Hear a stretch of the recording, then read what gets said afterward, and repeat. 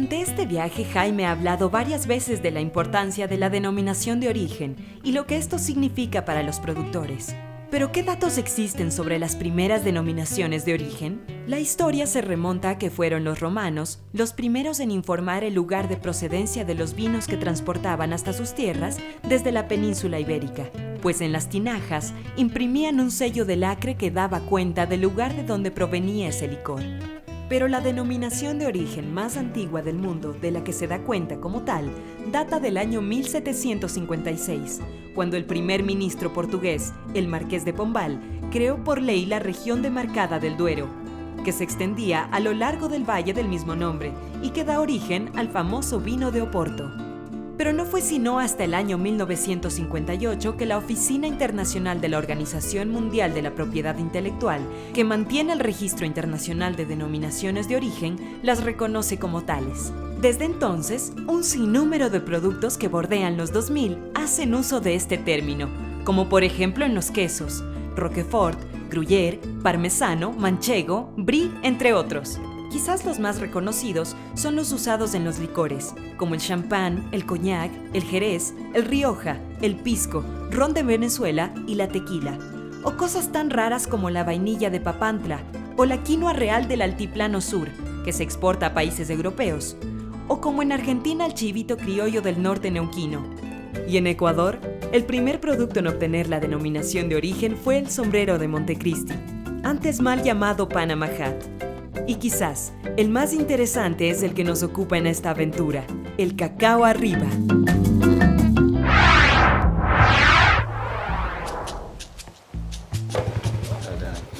Luego de varias horas de viaje, el ruido y los autos desaparecieron, lo que nos anuncia que estamos cerca de la hacienda Rancho Grande en Vinces, provincia de Los Ríos.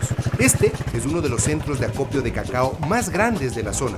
A nuestra llegada, ya nos esperaban Gisela Caicedo y su madre Mina, que es descendiente de la cuarta generación de cacauteros. Me ha hablado mucho de usted este señor. Me ha comentado que es usted la persona que más domina el tema de cacao en el país. Aquí hay el mejor cacao de lo más. El mejor cacao. Pasen adelante. Gracias, muchas gracias. Y así, de primera mano empieza el contacto del cacao, en medio del campo, en el sitio mismo donde nace la historia.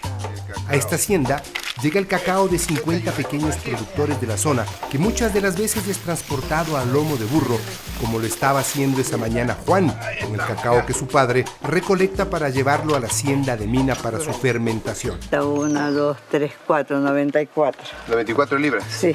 Con esto. Ahí viene ya Nuestro interés es el de conocer todo lo relacionado a la historia, la tradición y las costumbres que giran en torno a la vida del cacautero. Por ese motivo, Jaime propuso una charla al pie del tendal para que el aroma, ese fino aroma del cacao nacional, sea testigo silencioso de lo que la anfitriona iba a contar. Y una buena conversación siempre empieza por el principio, la pregunta obligada, la de cajón. ¿De dónde es este cacao? Pero, a ver. ¿De dónde es este cacao? De arriba. Para arriba venían las lanchas de Guayaquil. ¿De dónde viene el cacao? Y los lugareños le contestaban, de arriba, refiriéndose a las riberas altas del Daule. Vinces, Baba y Guayas. Ajá. Ya. Entonces venía de arriba abajo, que por eso es fino, de aroma de arriba, es el mejor cacao que se ve. La historia da inicio en las orillas del río Daule, en esa ciudad que durante medio siglo fue testigo del primer boom cacautero del país. Su clima tropical y la facilidad para transportar los quintales de cacao por el río hicieron de Vinces un sitio privilegiado.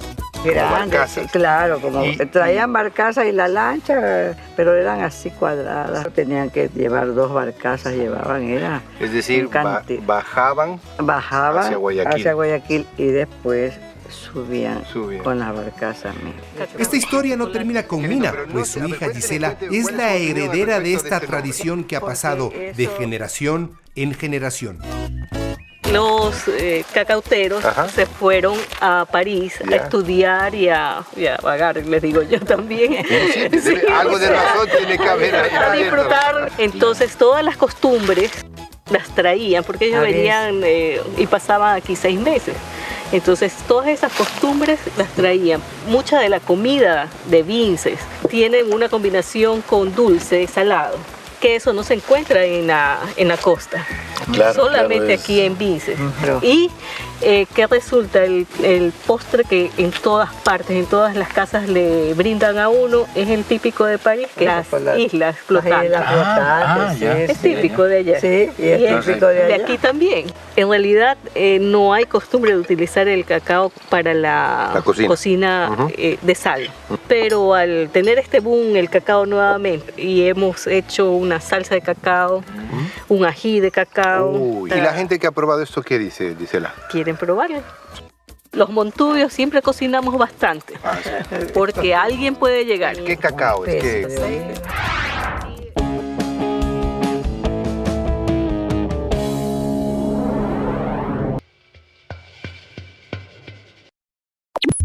Nos comunicamos en todo momento. Aprender a hacerlo bien es nuestro reto. Somos Comunicación.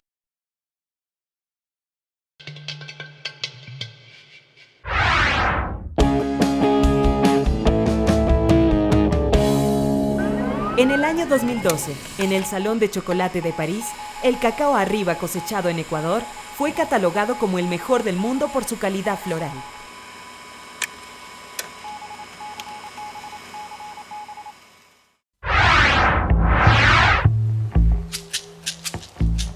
Algunas tradiciones culinarias y culturales de Vinces fueron traídas desde Europa por las familias más poderosas del lugar, conocidas como los Gran Cacao, a finales del siglo XIX e inicios del XX. Aspiazu, Cuello, Puga, Seminario, Camaño, Morla, Durán Ballén, Burgos, Sotomayor, entre otros, son los apellidos que encarnaban la opulencia y el lujo de los productores y exportadores del cacao nacional. Dicen que la fortuna de estas familias era tan grande que incluso la ropa que usaban la mandaban a lavar en Francia, no se diga de la arquitectura de sus haciendas. Por eso, durante su época dorada, Vinces también era conocida como París chiquito. Me parece mentira los libros que traían, que hablaban francés, que tenían más cultura. A nosotros, en vez de ponernos a la televisión, nos ponían con un libro a aprender una poesía. O sea, no teníamos televisión sino 2 horas al día. En 1879, el Ecuador ostentó el título de mayor exportador de cacao del mundo. Más de 1 millón de quintales salieron de esta zona, fueron transportados por el río Daule y llegaron hasta el puerto de Guayaquil para cruzar el océano y desembarcar en Europa. Y los tendales no abastecían, entonces ese cacao llegaba y se daba 2 o 3 días allí. Y lo movían para al otro lado, pero siempre en tendal de caña. El cemento nunca se usó, nunca. Pero ya ha ido cambiando. Más provincias. ¿Dónde crees tú ahora que Pero como nada es para siempre, durante los años 30, el precio internacional del cacao empezó a bajar, al mismo tiempo que una plaga llamada escoba de bruja cayó sobre las plantaciones. Coincidencias que acabaron con el auge cacautero del país. Hoy, Jaime está completamente seguro de que el país vive un segundo boom cacautero. Vas a ver, ahorita estamos comenzando este viaje y ya más adelante te vas a dar cuenta que el país, el Ecuador es esencialmente cacautero. Claro. O sea, más que ninguna otra cosa, más que banano, más que camarones, más que flores, fue lo el primero. Ecuador es cacao.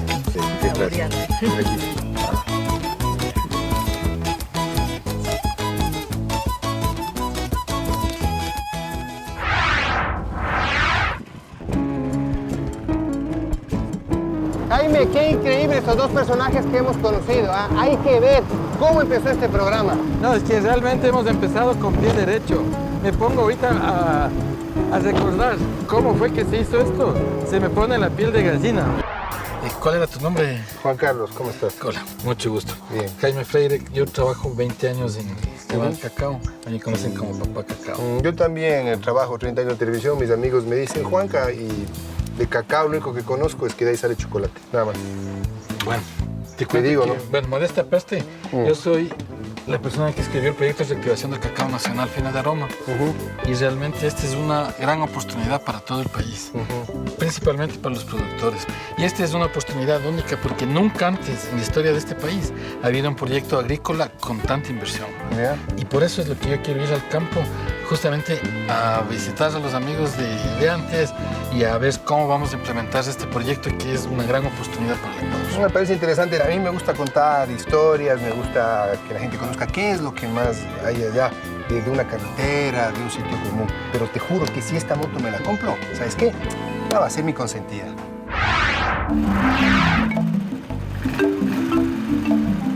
Luego de este primer encuentro con el campo, la historia se va aclarando. Los protagonistas empiezan a entender muchas de las cosas que justifican este viaje. Han aprendido que cada lugar tiene una característica e historia propia, que han ido formando la personalidad del cacao. Por eso, cada uno de estos personajes defienden a capa y espada su producto, mientras Tomás Gracia lo mima, Mina Caicedo y su familia son la historia viva de una generación que se niega a desaparecer, y Patricia León ha logrado recrear la vida del campo en su ciudad cacao. Cada uno de ellos, a su manera, ha dejado impresa una característica propia de la denominación de origen en nuestro cacao arriba.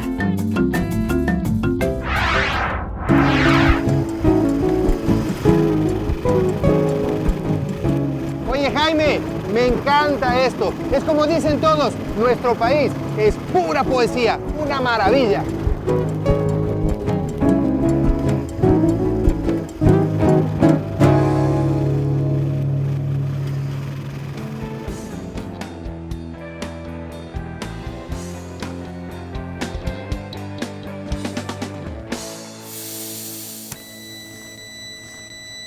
¡Qué interesante viaje! ¿A dónde nos llevará la ruta de cacao? Eso lo conoceremos la siguiente semana. Les esperamos.